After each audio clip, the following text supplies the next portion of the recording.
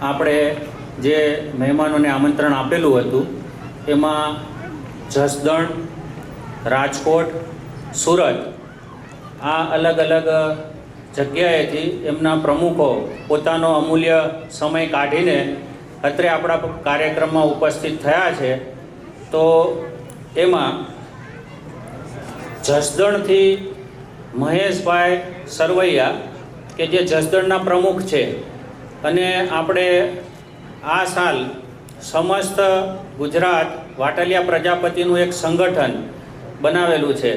હવે મહેશભાઈ કે જે જસદણની અંદર પ્રમુખ છે એમને એવો સારો વિચાર આવ્યો કે આપણે સૌરાષ્ટ્રની અંદર નાના નાના ગોળ હોય છે, તો એક ગામની અંદર 50 ઘર હોય, કોઈમાં 80 ઘર હોય, આપણે શું કરી શકીએ? કંઈક રાજકીય મદદની જરૂર પડી, આર્થિક મદદની જરૂર પડી, શિક્ષણના મદદની જરૂર પડે તો 80 ઘરથી આપણે કોઈ એટલી બધી એને સહાય કરી શકીએ નહીં।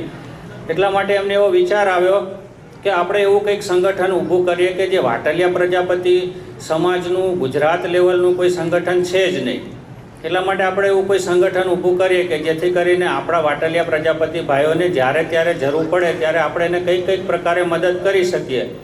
તો આવા સરસ વિચાર સાથે અમને એક મિટિંગ જસદણમાં રાખેલી, એના અંડરમાં આપણે એક સંમેલન, એક સંગઠન નક્કી કરેલું।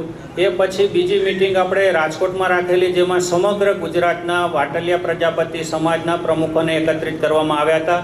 એમાં બહોળા પ્રમુખોએ ભાગ લીધેલો, એમાં લગભગ 50 જેવા પ્રમુખો આવ્યા હતા અને સમાજ સુધારણાની આપણે ત્યાં ચર્ચા વિચારણા કરેલી અને એમાંથી આપણે એક સમસ્ત ગુજરાત વાટલિયા સમાજનું સંગઠન બનાવેલું છે, જેમાં પ્રમુખ તરીકે આપણે દિનેશભાઈ જીકાત્રાને રાખ્યા છે। તો એવા મહેશભાઈને આપણે વિનંતી કરીએ કે આપણને 2 શબ્દો કહે